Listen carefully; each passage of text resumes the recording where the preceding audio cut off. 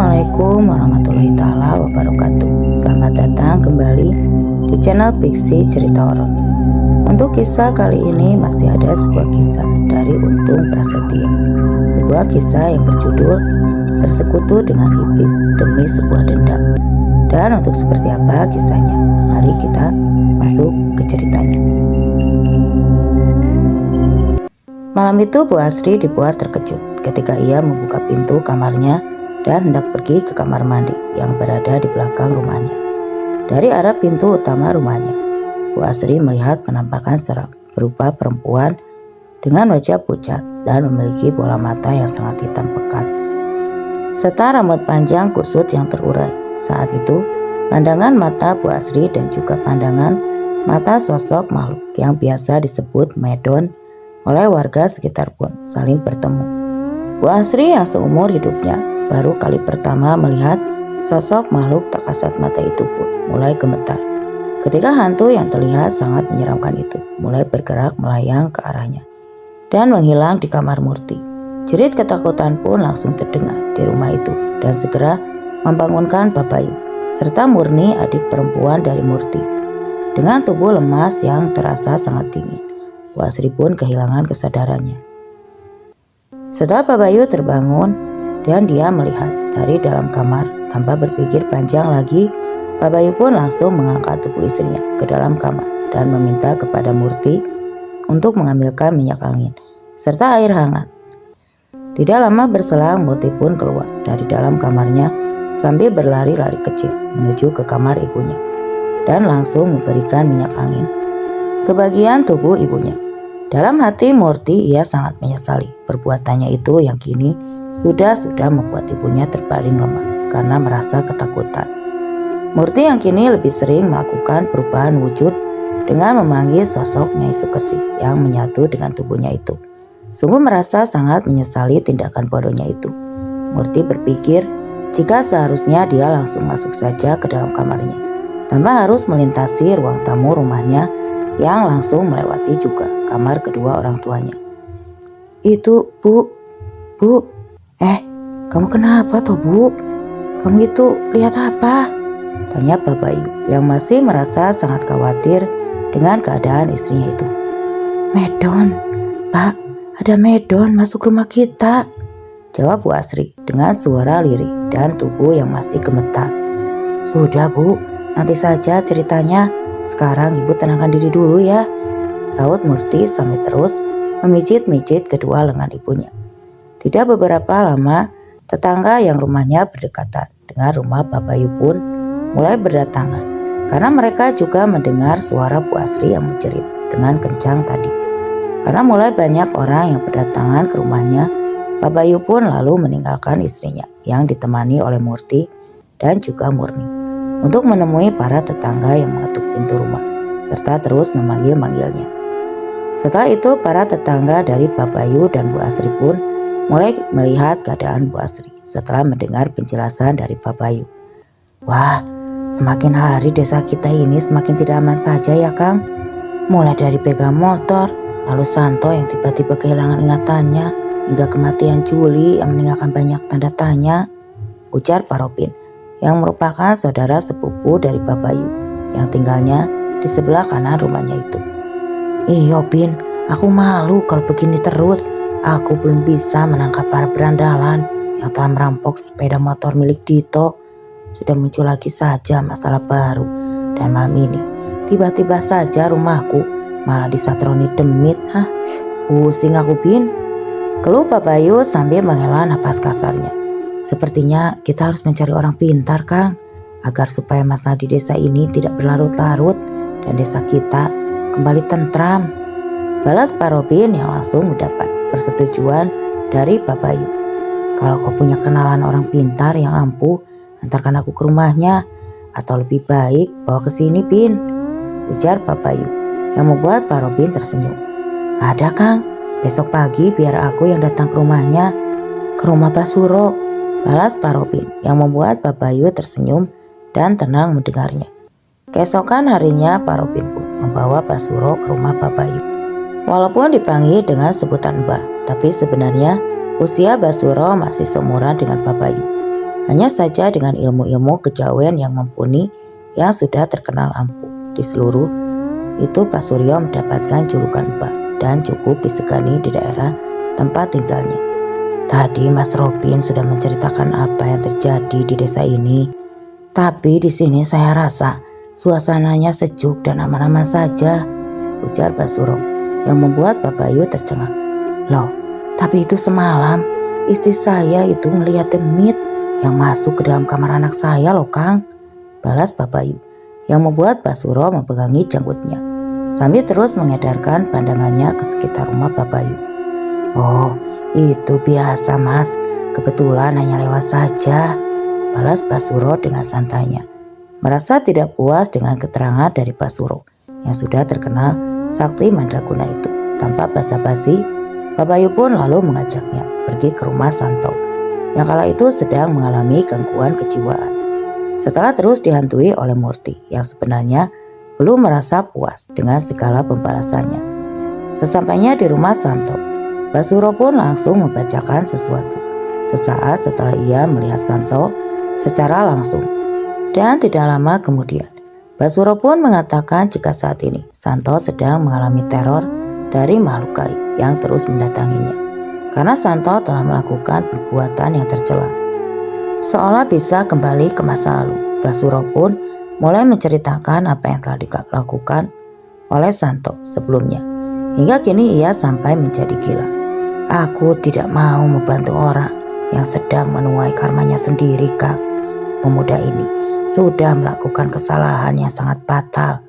Beruntung dia masih hidup, tidak dihabisi oleh makhluk tersebut seperti temannya, ujar Pak Suro dengan tegas.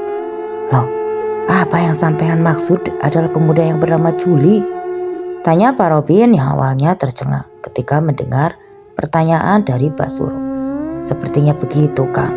Karma dari orang-orang dengan tega memperlakukan seorang perempuan tidak berdosa secara keji.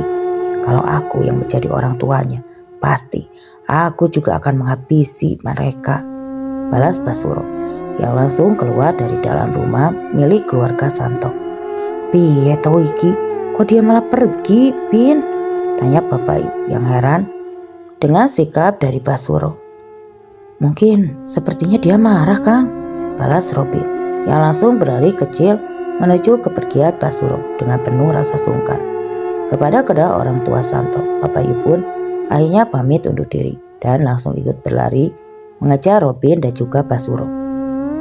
Setelah dapat menyusul keduanya, Pak Bayu pun menghentikan langkah Pak Robin dan juga Pak Suro untuk menerima penjelasan yang lebih detail. Kalau kamu mau tahu yang sebenarnya, nanti malam datanglah ke rumahku. Aku akan menunjukkan apa yang sebenarnya terjadi, ujar Pak Suro yang langsung berpamitan kepada Pak Bayu dan juga Pak Robin. Sesampainya Pak Bayu di rumah, Murti dan Bu Asri pun langsung menunggunya di teras rumah yang terdapat beberapa kursi tamu dan juga meja panjang kayu berwarna coklat di teras rumah yang terasa sangat sejuk. Karena semilir angin berembus pelan, itu Pak Bayu mulai menceritakan apa yang sebenarnya terjadi kepada Santo dan juga Juli. Menurut penerawangan dari Pak Suro. Lalu, apakah Pak Suro bersedia mengobati Santo? Tanya Murti yang merasa sangat penasaran dengan cerita yang sudah disampaikan oleh Pak Bayu. Sayangnya tidak, Duk. Pak Suro itu tidak mau mengobati Santo karena menurutnya itu adalah sebuah karma yang memang pantas didapatkan olehnya, balas Pak Bayu yang membuat hati Murti merasa lega mendengarnya.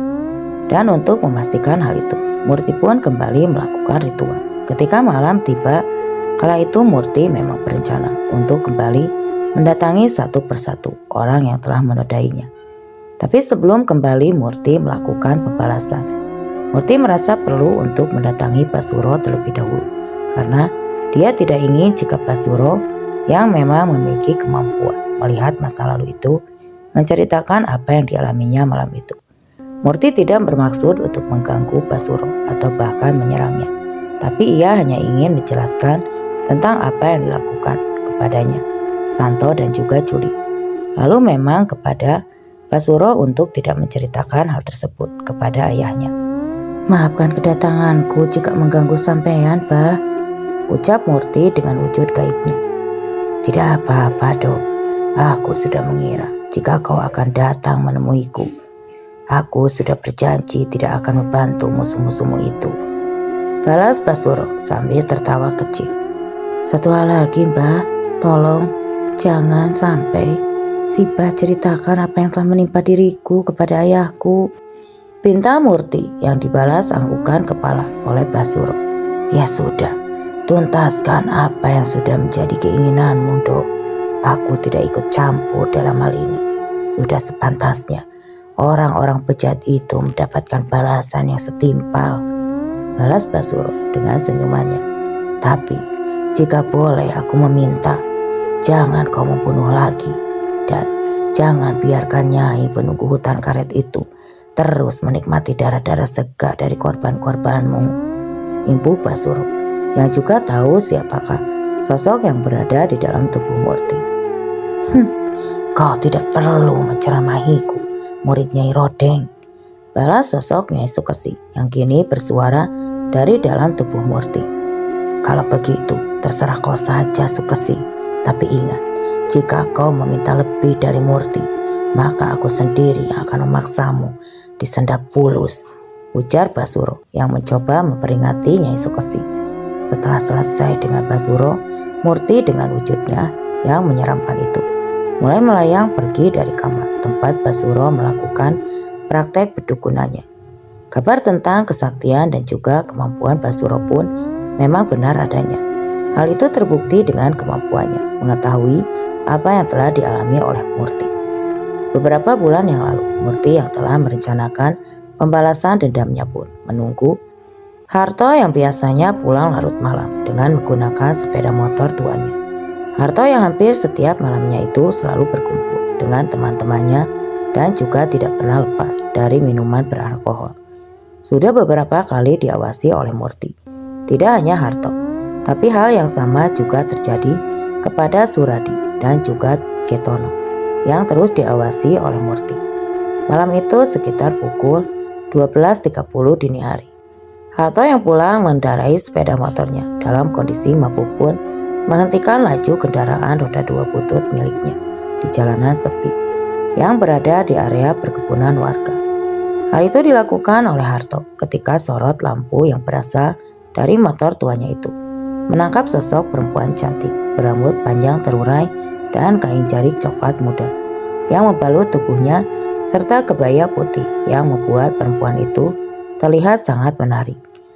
Hasrat kelelakian Harto pun meluap-luap dengan seketika hingga tanpa ragu lagi. Harto pun berhenti tepat di sebelah perempuan cantik tersebut lalu menawari tumpangan. Sampean itu dari mana toh, Mbak? Kok malam-malam begini jalan sendirian di jalanan yang sepi begini? Tanya Harto yang sebenarnya sudah tidak mampu lagi mengendalikan nafsunya. Aku dari rumah saudaraku yang ada di desa Karawengan, Mas, jawab perempuan cantik dengan tubuh yang membuat Harto beberapa kali menelan ludahnya itu. Sampean mau pulang kemana toh? Ayo, saya antarkan, balas Harto sambil membakar sebatang rokok yang baru diambilnya dari saku celananya. Apakah tidak merepotkan sampean?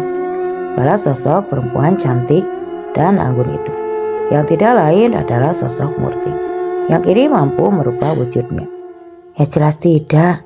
Ayo, kalau begitu bonceng di belakang ya, nanti sampean tunjukkan arahnya, ujar Harto, yang langsung menaiki sepeda motornya dan menghidupkan motor bertangki merah dengan suara berisik dan kepulan asap putih dari knalpotnya.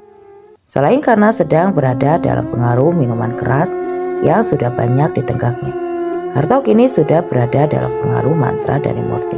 Hal itu pun jelas menghilangkan kesadaran Harto yang malam itu memang telah diincar oleh Murti. Beberapa waktu kemudian, Harto dan sosok gadis cantik itu tiba di sebuah rumah kecil yang terlihat sederhana dengan banyaknya pepohonan rindang di sekitarnya.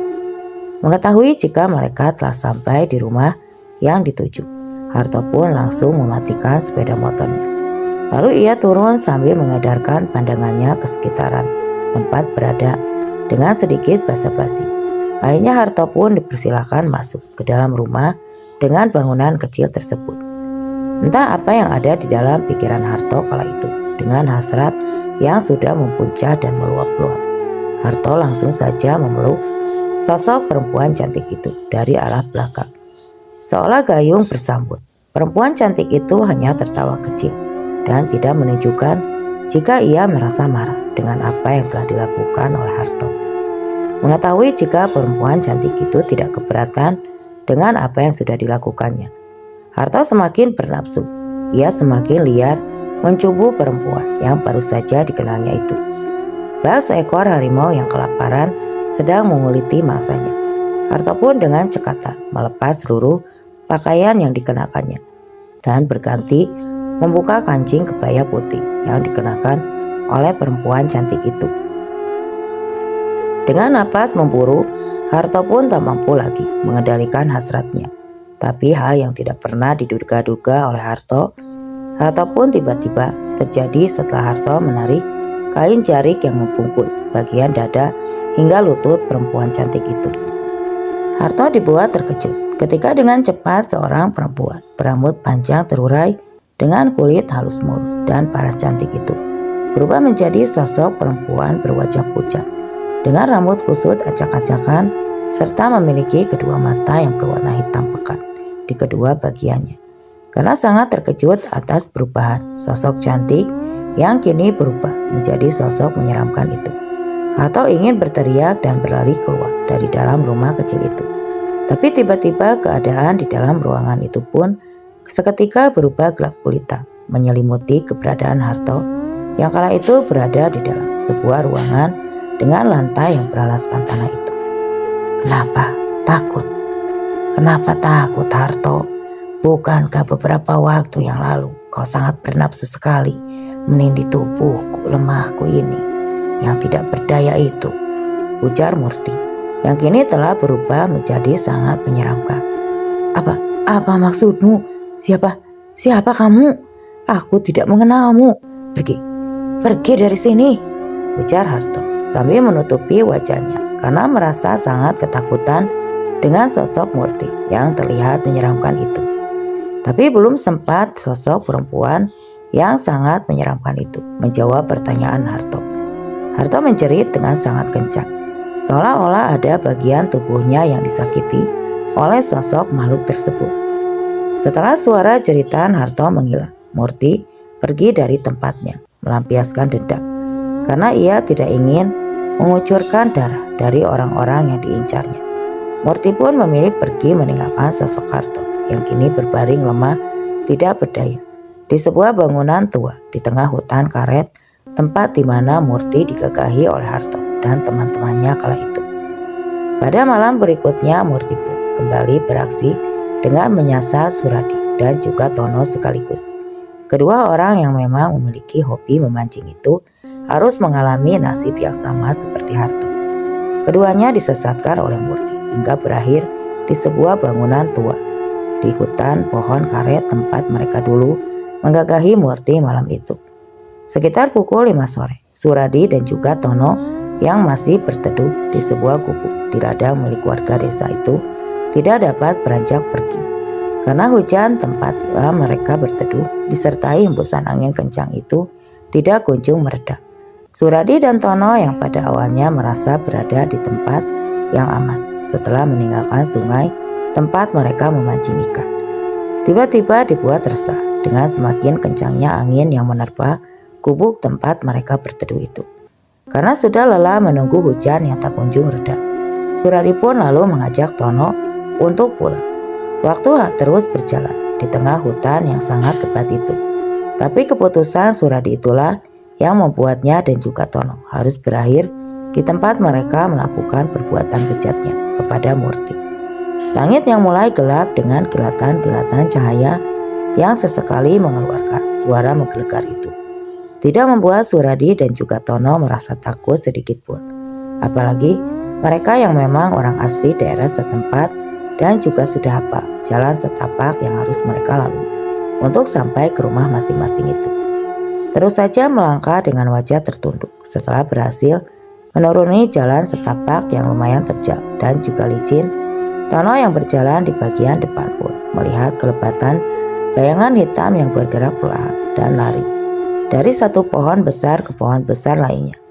Tidak lama setelah itu keduanya pun mencium aroma bau bangkai yang sangat menyengat, yang langsung membuat Suradi dan Tono mual lalu memuntahkan isi perutnya.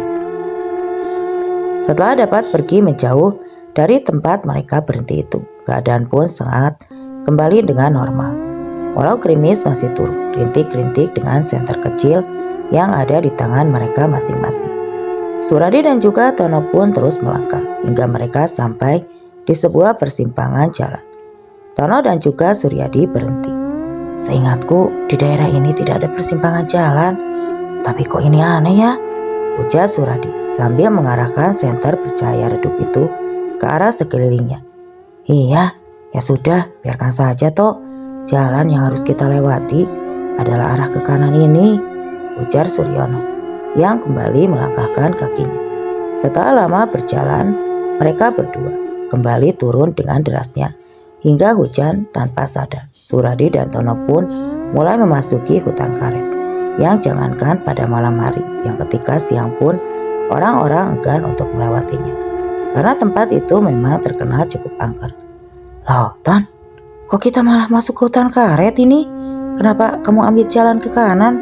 Tadi, gerutu Suradi yang mulai merasakan adanya hal janggal dalam perjalanan pulang mereka. Aku juga gak tahu, Sur. Duh, sepertinya itu memang sedang disesatkan ya, balas Tono sambil menghela napas panjangnya. Sudah, kita jalan terus saja. Seingatku tidak jauh dari sini kita itu bisa sampai di bangunan tua itu, jawab Suryadi yang kali ini mengajak Tono untuk terus berjalan. Dan benar, seperti apa yang dikatakan oleh Suradi, dari kejauhan keduanya pun bisa melihat samar-samar ada sebuah bangunan yang sudah sering mereka datangi itu. Kita istirahat di sini dulu ya, Ton. Di bangunan tua itu. Iya, Ton, perutku lapar rasanya, dingin sekali, ujar Suradi yang langsung disetujui oleh Tono. Sesampainya mereka berdua di depan bangunan tua, tempat yang sudah sangat mereka kenal itu, Suradi dan juga Tono langsung masuk ke dalam bangunan yang sudah tidak memiliki daun pintu dan juga jendela itu. Mereka pun langsung melepaskan pakaian basah yang mereka kenakan, mulai mencari kayu-kayu kering di sekitaran bangunan untuk mereka jadikan sebagai api unggun. Niat hati ingin menghangatkan tubuh sambil membakar ikan hasil mereka memancing. Tapi akhirnya Suradi dan Tono pun dibuat ketakutan ketika melihat seseorang terbaring dengan lemah tak berdaya di dalam ruangan tempat mereka berada. Dan ketika mereka memeriksa siapakah sosok yang berbaring kaku itu, barulah keduanya pun dibuat terkejut ketika tahu jika yang berbaring itu adalah Harto yang merupakan teman baik mereka berdua. Dengan tubuh yang gemetar karena merasa ketakutan, Tono pun mulai merapatkan tubuhnya ke arah tubuh Suradi dan tidak ingin berlama-lama lagi. Keduanya pun langsung bergegas mengambil barang-barang bawaannya untuk segera pergi dari bangunan tua tersebut. Tapi baru saja mereka hendak melangkahkan kaki keluar dari dalam bangunan itu, tiba-tiba saja muncullah sosok makhluk yang sangat menyeramkan. Sosok perempuan dengan wajah pucat pasi, memiliki dua bola mata yang hitam, itu menyeringai ke arah Suradi dan juga Tono.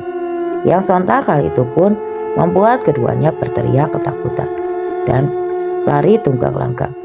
Tapi pelarian mereka pun berhenti karena sosok makhluk gaib yang sangat menyeramkan itu terbang dengan cepatnya ke arah mereka berdua, lalu cengkeraman erat pada batang leher mereka dari arah belakang.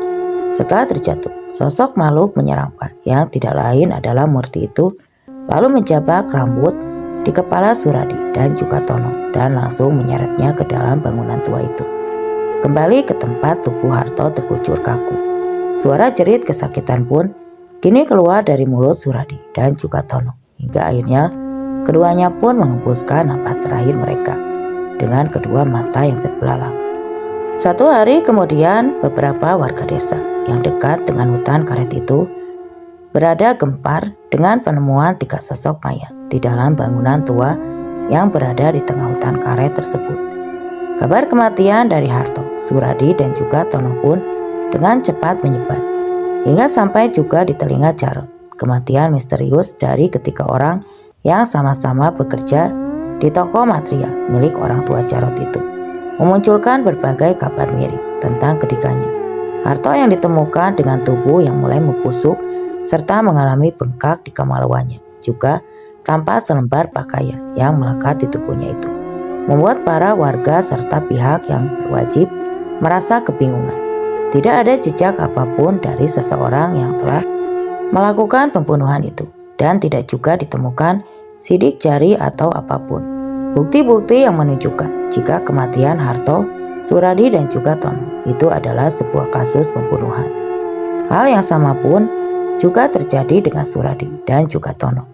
Walaupun keduanya sama-sama mengenakan celana kotor berwarna merah dan hijau tua, tapi kemaluan mereka juga mengalami pembengkakan yang tidak lazim serta tubuh keduanya belumlah membusuk dan berbau. Mengetahui jika kematian dari Suradi, Harto dan juga Tono bukanlah sebuah kematian yang wajar, Jarot akhirnya memutuskan untuk pergi ke desa sebelah, tempat di mana saudaranya berada. Selain merasa takut akan terjadi hal buruk kepada dirinya, Jarot juga memiliki tujuan untuk mencari bantuan dari orang yang memiliki kemampuan khusus atau juga bisa disebut sebagai orang pintar. Walaupun masih menutupi apa yang sebenarnya ia takuti, tapi Jarot meminta kepada adik sepupunya untuk membantunya mencari seseorang yang bisa membantunya dan juga mengerti akan hal-hal gaib. "Sampean ini kenapa Thomas? Kok seperti orang yang ketakutan gitu?" tanya adik sepupu Jarot yang bernama Marno. "Memangnya kamu gak dengar apa kematian 3 orang yang bekerja di materia milik Bapak, Mar?" tanya Jarot yang membuat Marno terkejut. "Jadi mereka itu adalah orang-orang yang bekerja di toko material milik Pak D ya?" tanya Marno yang juga mengetahui jika 3 orang tersebut adalah Suradi, Harto dan juga Tono. "Iya, makanya aku ingin mengungsi ke rumahmu. Aku takut kematian ketiga temanku itu adalah perbuatan orang-orang yang iri dengan kesuksesan usaha bapakku," jawab Jarot yang di sini mulai mengarang sebuah cerita. "Alah, kalau begitu ya sebaiknya sampean di sini dulu aja, Mas. Kalau perlu Pak D sama Bude biar nginep di rumahku dulu," balas Marno menawarkan. "Wah, gak usah Mar, gak perlu. Saat ini yang aku perlukan itu adalah orang pintar yang mengerti akan hal gaib, karena aku akan meminta tolong untuk bisa mengungkap kematian dari Suradi, Harto dan juga Tono," ujar Jarot menjelaskan. "Oh, tenang Mas, di sini ada temanku yang tiba-tiba saja memiliki kesaktian yang luar biasa. Nah, menurut cerita yang aku dengar, dia tuh pernah diculik oleh makhluk gaib, lalu dibawa ke alam mereka untuk dijadikan budak di sana," balas Marno menceritakan tentang sosok yang dipercaya dapat membantu Jarot kala itu. "Ah, kalau begitu antar aku ke sana," pinta Jarot dengan penuh semangat. "Oh iya, siapa nama orang pintar itu, Mar?" Ibu Jarot menanyakan sosok yang dimaksud oleh Pak Marno itu. "Namanya Mas Prapto. Nanti malam kita ke rumahnya ya Mas. Mudah-mudahan dia belum berangkat lagi ke Jakarta," balas Marno yang membuat Jarot merasa lebih tenang kala itu. Sesampainya di rumah Prapto, Jarot pun langsung menceritakan sebuah cerita karangan yang dialami ketika temannya itu dari ulah orang yang mungkin saja iri dengan usahanya. Walaupun tidak langsung mempercayainya, Prapto yang kini sudah memiliki mata batin, dia yang cukup tajam serta bisa melepas sukmanya, dia pun mulai menerawang ke tempat yang dimaksud oleh Jarot, dan betapa terkejutnya Prapto saat dia melihat sesosok makhluk perempuan dengan wajah pucat menyeramkan itu sedang meremas kemaluan milik Harto dan juga milik Suradi serta Tono. Tapi sayangnya penerawangan Prapto tidak bisa menebus masa yang lebih lampau, hingga pada akhirnya Prapto pun menyimpulkan jika makhluk tersebut adalah makhluk jahat yang memang sudah diminta oleh seseorang untuk menghabisi nyawa Harto, Suradi dan juga Tono. Apa kesalahan mereka sampai-sampai mereka bertiga mengalami kematian yang sangat mengerikan seperti itu, gumam Prapto, yang membuat Jarot serta Marno tercengkang mendengarnya. Bagaimana Mas Prapto? Hah? Tanya Jarot penasaran. Yang menyebabkan kematian dari teman-teman sampean itu adalah makhluk gaib yang sepertinya sudah diminta seseorang untuk menghabisi ketiganya. Tapi saya sendiri belum tahu kesalahan fatal apa yang sudah mereka lakukan, jawab Prapto dengan tegas. Wah, jadi memang tepat ini dugaan saya ketika teman saya itu meninggal karena dijadikan tumbal oleh pesaing bapak saya. Bukan begitu Mas Prapto? Ujar Jarot yang semakin yakin dengan kebohongannya. Ya sudah Mas, yang penting saat ini sampean aman dulu saja. Mungkin besok atau lusa saya akan berkunjung ke tempat usahanya bapak sampean. Dan untuk sementara saya akan memasang pagar gaib di tubuh sampean, balas Prapto dengan penuh keyakinan. Ya, semenjak berhasil diselamatkan oleh Ardi dan juga Bang Pian, Prapto yang juga memiliki sosok pendamping yang merupakan, dia mulai memperdalam kemampuannya mata batinnya yang sudah terbuka itu pun terus diasahnya dengan belajar banyak dari Bang Pian ataupun Ardi. Tapi walaupun begitu, Prapto sendiri masih memiliki kekurangan dan juga pengalaman. Kekurangan Prapto dalam menganalisa sebuah permasalahan pun menjadikannya terkesan sembrono dalam urusan yang berkaitan dengan hal-hal gaib. Tentunya sangat berbeda dengan Ardi dan juga Bang Pian. Selain keduanya sudah cukup berpengalaman, baik Ardi maupun Bang Pian memiliki kebijaksanaan tersendiri dalam menyikapi sebuah permasalahan. Dan hal itulah yang membuat keduanya dapat menuntaskan setiap permasalahan yang mereka hadapi. Sementara itu Murti mulai merasa gelisah karena sosok Nyai Sukesi menginginkan sesuatu darinya. Ya, Nyai Sukesi menginginkan darah seseorang untuk bisa terus memperkuat diri dan juga menambah kesaktiannya. Murti yang mulai merasakan sakit di sekujur tubuhnya akibat dari permintaan Nyai Sukesi itu pun mulai berencana untuk bisa menghabisi Jarot. Hal itu pun harus segera dilakukannya demi bisa memberikan apa yang diinginkan oleh Nyai Sukesi. Pencarian Jarot malam itu pun mulai dilakukan oleh Murti. Dengan kemampuannya saat itu tidaklah sulit untuk Murti menemukan tempat Jarot berada. Tidak seperti biasanya, malam itu Murti merasakan gejolak yang luar biasa di dalam hatinya. Rasa dahaga yang terus-menerus datang pun membuat Murti hampir saja menculik bayi yang belum genap berusia 40 hari. Beruntung saat itu Murti masih bisa menguasai akal sehatnya, walaupun sosok Nyai Sukesi terus merongrongnya dari dalam. Tapi Murti dengan tegas menolak untuk mengambil bayi yang tidak berdosa itu.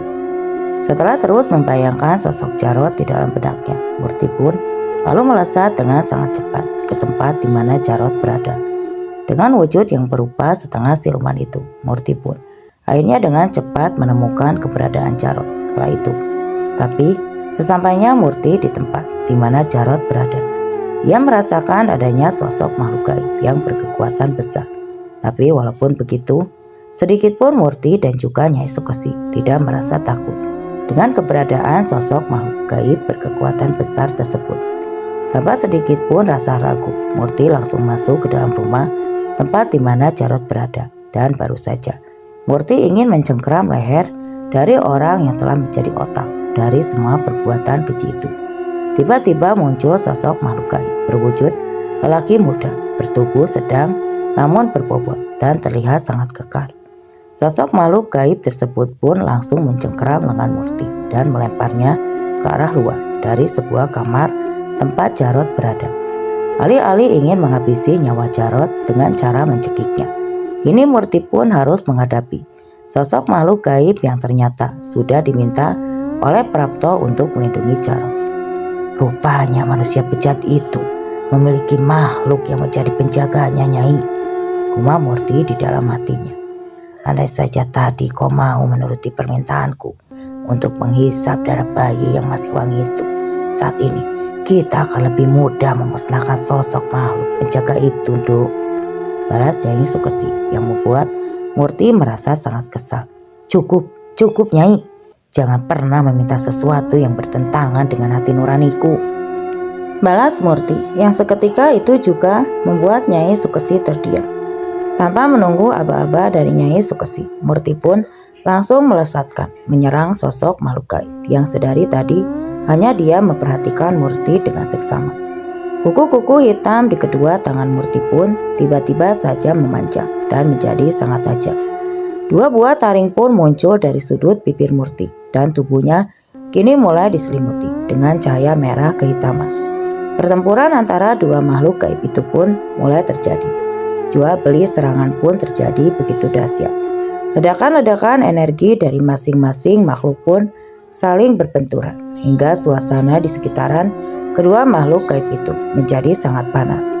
Nyai Sukesi yang sedang berada di dalam tubuh Murti sebenarnya tidak sabar ingin langsung berhadapan langsung dengan sosok makhluk gaib penjaga tersebut. Tapi jika Nyai Sukesi keluar dari dalam tubuh Murti, maka Murti pun akan kembali menjadi manusia biasa. Dan hal itu akan terlihat janggal di mana Murti harus berada di rumah seseorang saat malam telah larut. Aku akan menggunakan sebuah ilmu tingkat tinggi, Nduk. Bersiaplah, karena tubuhmu akan merasa sangat panas.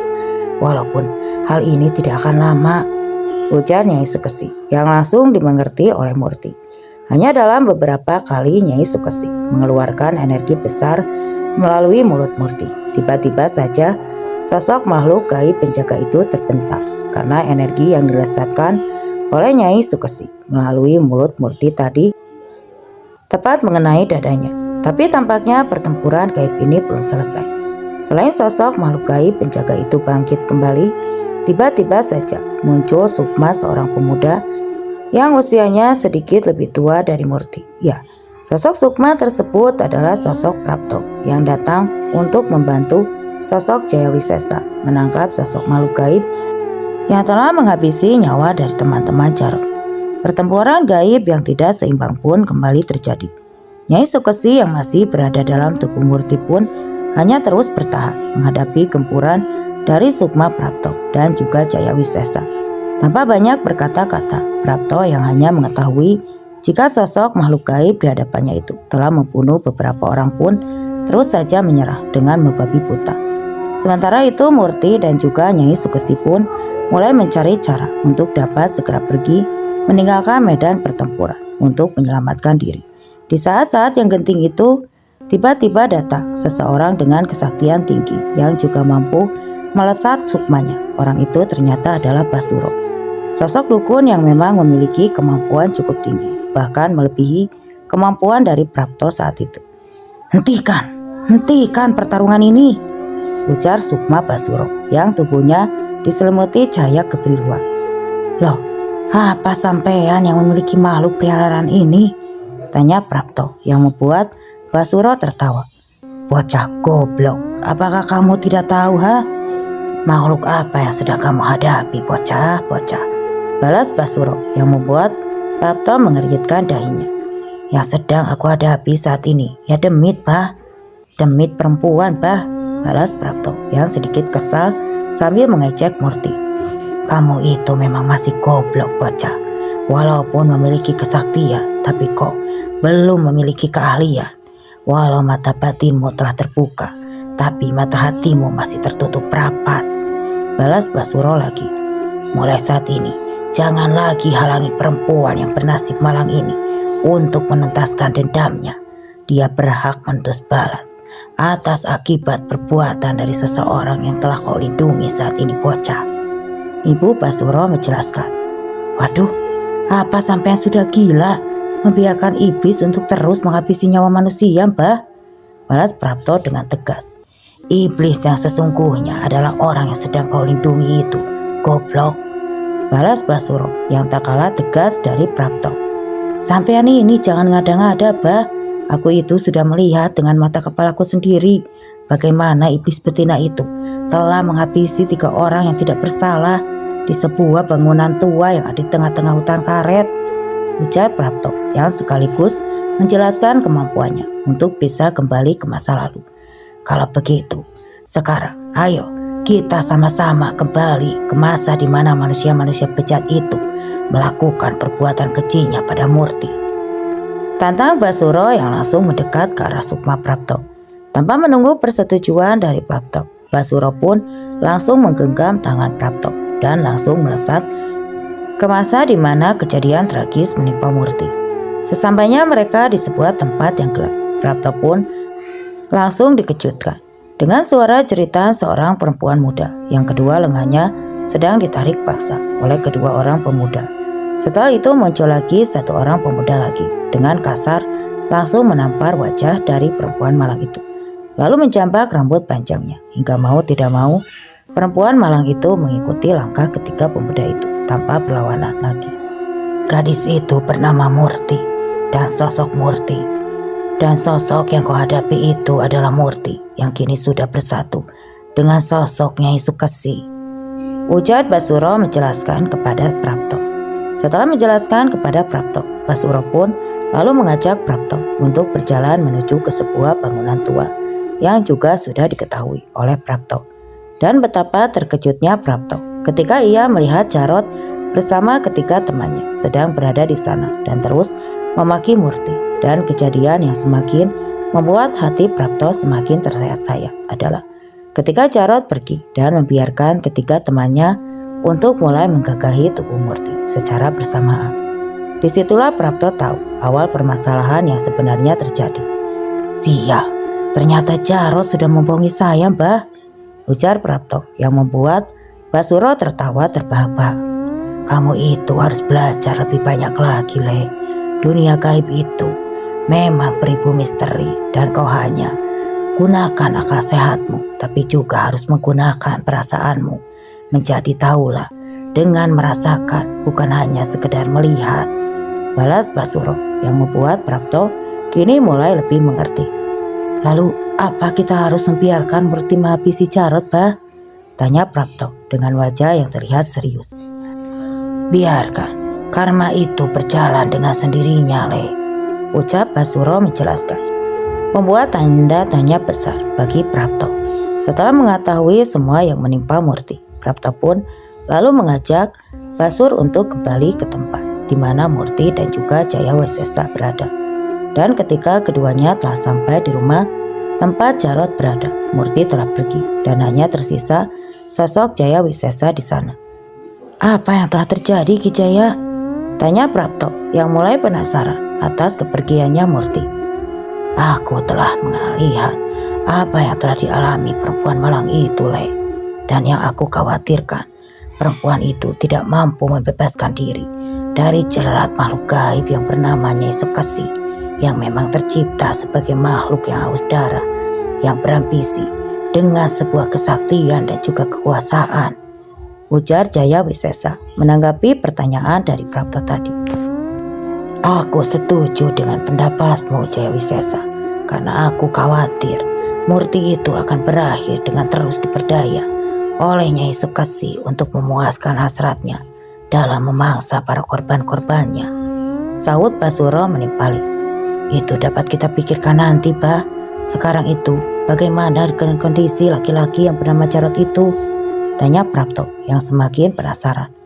Murti tidak membunuhnya malam ini. Dia hanya mengambil hawa murni dan juga sukma sejatinya pemuda itu. Dan saat ini pemuda itu kosong tanpa ingatan apapun. Saat ini sedang ia menunggu sosok makhluk gaib yang akan bersarang di tubuhnya nanti, balas sosok Jaya Wisesa menjelaskan. Karena merasa penasaran dengan Jarot, Prapto pun lalu masuk ke dalam rumah tempat pemuda itu menginap. Dan di dalam kamar tempatnya berada bersama Marno. Prapto melihat tubuh Jarot lemah dan tidak berdaya. Kedua matanya memandang ke arah dinding kamar dengan tatapan kosong. Raga Jarot pun kini dapat dibilang kosong, dan hal itulah yang membuat Jarot kehilangan ingatannya. Sama seperti Santo dan juga Mipta. Beberapa hari kemudian Jarot pun terlihat sering mengamuk dan juga meracau. Prapto yang diminta Narmo untuk mengobatinya pun merasa tidak sanggup kala itu. Karena Prapto tahu siapakah sosok makhluk gaib yang kini bersarang di dalam tubuh Jarot. Begitu juga dengan Basuro.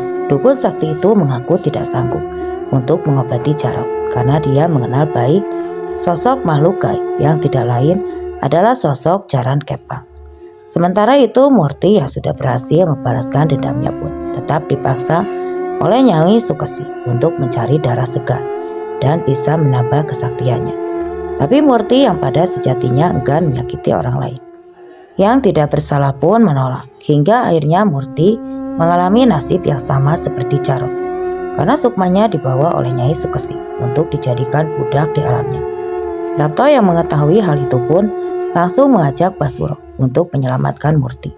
Tapi Basuro menolak karena sebuah alasan yang tidak mampu dijelaskan, karena memang kemampuannya itu masih kurang mumpuni. Akhirnya Prapto pun meminta bantuan kepada Bang Pian dan juga Ardi, dan mau tidak mau Prapto pun segera kembali ke Jakarta untuk menemui Bang Pian serta Ardi guna menceritakan apa yang terjadi kepada Murti, dan cerita pun selesai. Oke teman-teman, sekian untuk kisah kali ini. Semoga apa yang saya bawakan kali ini dapat menjadikan pembelajaran dan tentunya dapat menghibur. Sampai jumpa di kelanjutan ceritanya, cerita Bang Pian dan juga teman-temannya. Sampai jumpa dan bye-bye. Wassalam.